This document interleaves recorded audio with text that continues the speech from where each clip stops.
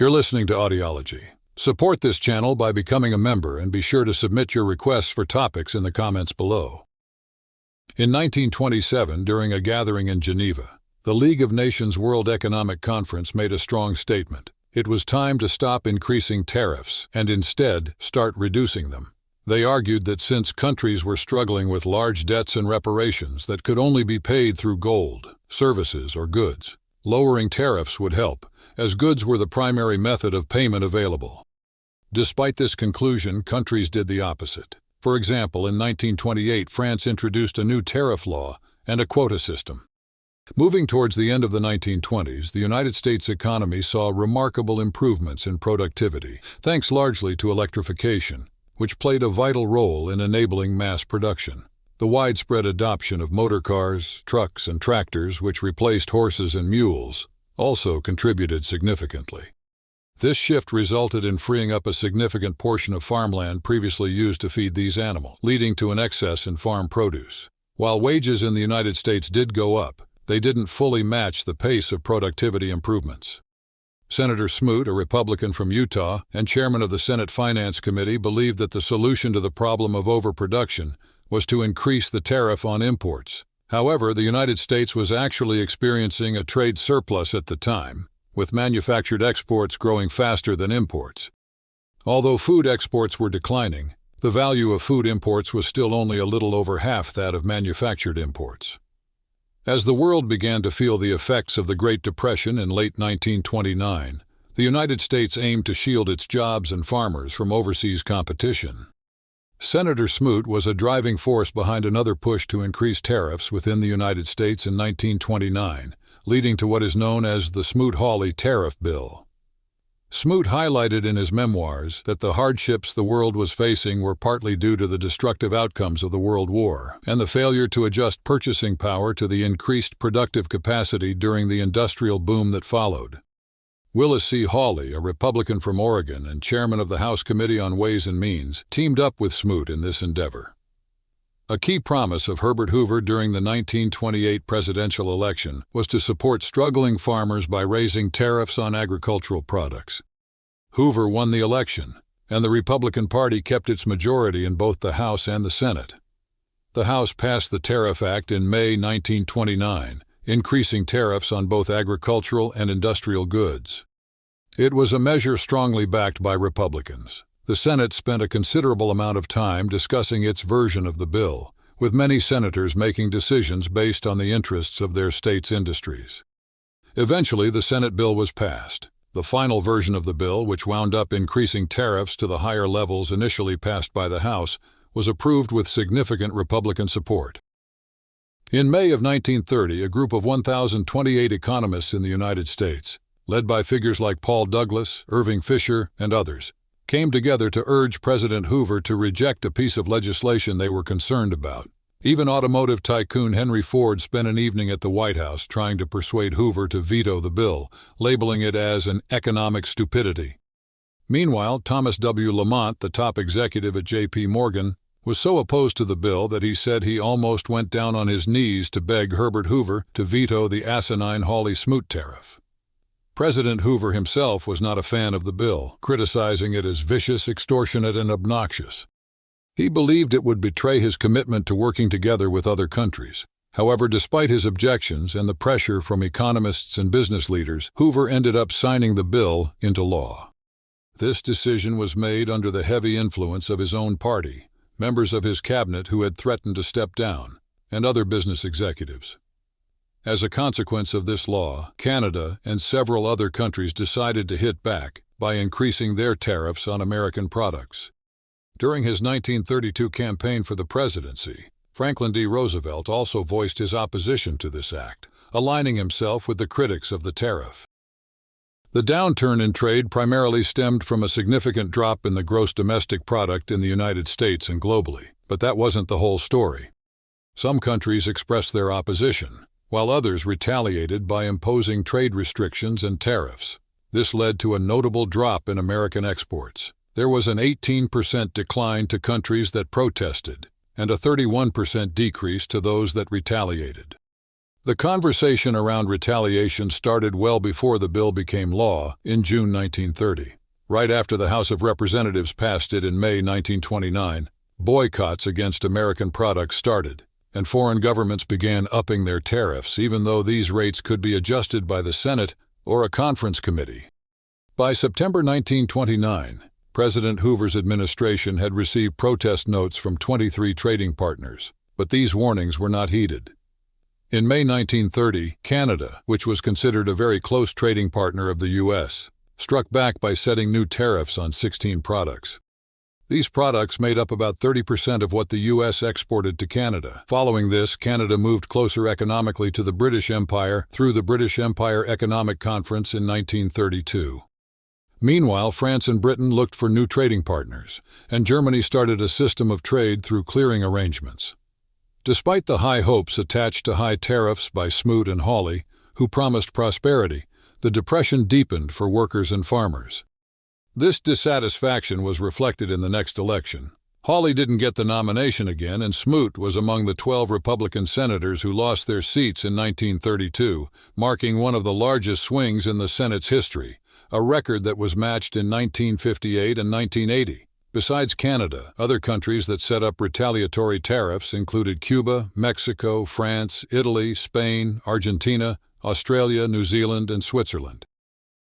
In the comprehensive two-volume series titled The Historical Statistics of the United States, Colonial Times to 1970, Bicentennial Edition, published by the United States Bureau of the Census, there's an insightful look into tariff rates in two different forms.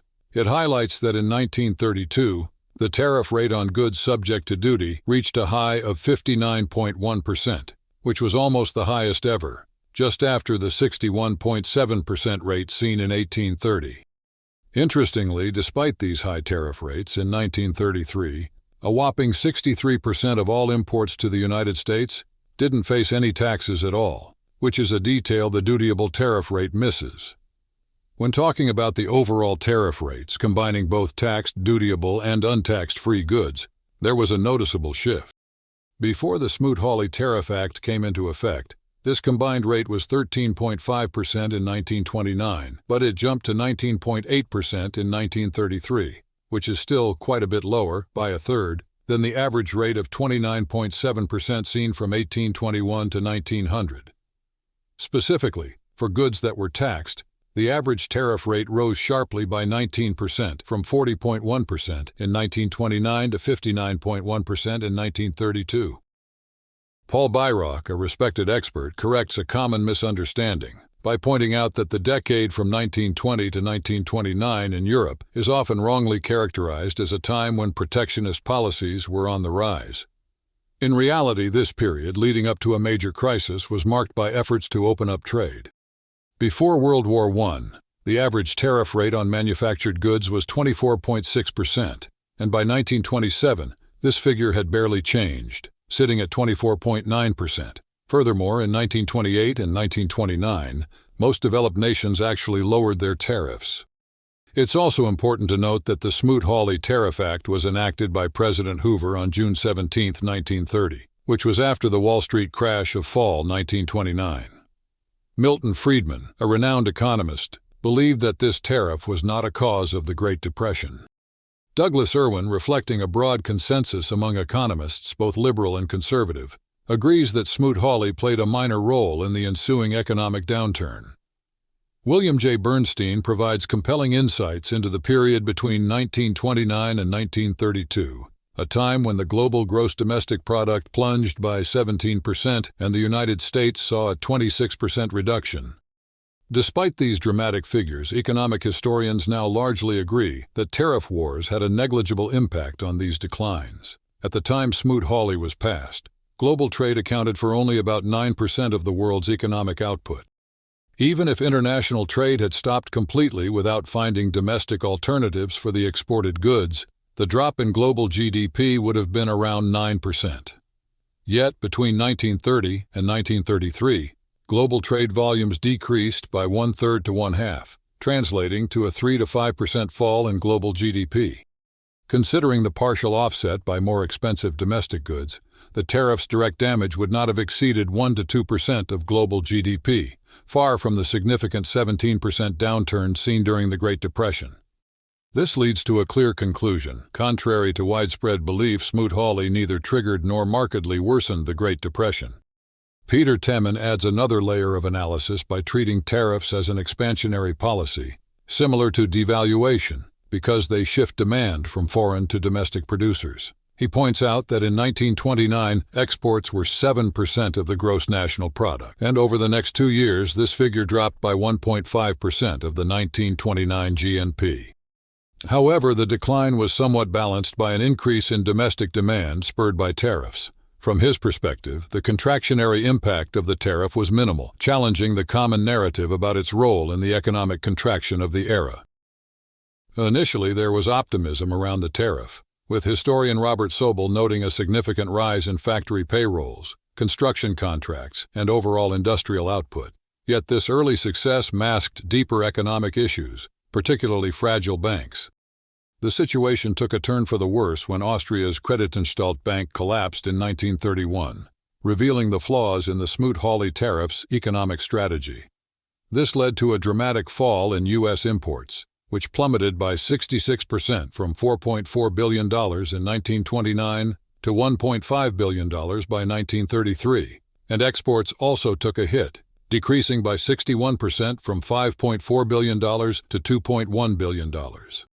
The gross national product followed suit, dropping from $103.1 billion in 1929 to a low of $55.6 billion in 1933. Specifically, trade with Europe suffered greatly, with imports from the region falling from $1.3 billion in 1929 to $390 million in 1932, and U.S. exports to Europe declining from $2.3 billion to $784 million in the same period. This contributed to a significant shrinkage in global trade by around 66% from 1929 to 1934. Unemployment rates tell a part of this story too. Despite the introduction of the Smoot-Hawley Act in 1930 with an unemployment rate of 8%, the situation worsened. Unemployment surged to 16% by 1931 and reached a peak of 25% between 1932 and 1933.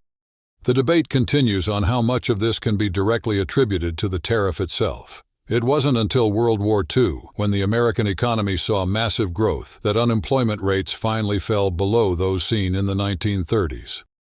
It's important to note that imports and exports were a relatively small portion of the U.S. gross national product in 1929, making up only 4.2% and 5% respectively. Economists like Milton Friedman, a monetarist who highlighted the importance of the money supply in the economy, argue that the Smoot-Hawley Act was but a minor contributor to the Great Depression in the U.S. In the 1932 election, the Democratic Party promised to reduce tariffs, and once Franklin D. Roosevelt became president with a Democratic majority in Congress, they delivered by passing the Reciprocal Trade Agreements Act of 1934. This significant piece of legislation allowed the president to negotiate lower tariffs bilaterally and required only a majority vote to pass these agreements, unlike the two-thirds vote needed for treaties.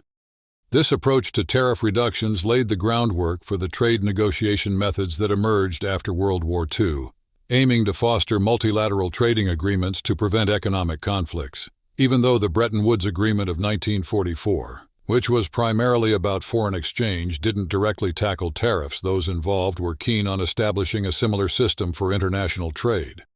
President Harry S. Truman initiated efforts towards this goal in November 1945, with the proposal to create an international trade organization. However, discussions on the General Agreement on Tariffs and Trade progressed faster, leading to its signing in October 1947, and the International Trade Organization Agreement was never signed by the United States. The General Agreement on Tariffs and Trade introduced a combination of bilateral reciprocity and the most favored nation principle, guiding the gradual reduction of tariffs for the next 50 years. In the post-war period, while the United States started lowering its tariff levels, many of its trading partners did not. A study by the American Tariff League in 1951 compared the tariffs of 43 countries, revealing that only 7 countries had lower tariffs than the United States, which stood at 5.1%. In contrast, 11 countries had tariffs exceeding the peak rates of the Smoot-Hawley tariffs, with the United Kingdom at a notable 25.6%. The average tariff rate across these 43 countries was 14.4%, slightly higher than the U.S. rate in 1929, showing that few countries were reciprocating the U.S. efforts to lower tariffs. When discussing the creation of the North American Free Trade Agreement, also known as NAFTA, there's a notable incident from a 1993 debate on The Larry King Show. During this debate, then Vice President Al Gore referenced the Smoot-Hawley tariff while he was objecting to NAFTA with Ross Perot.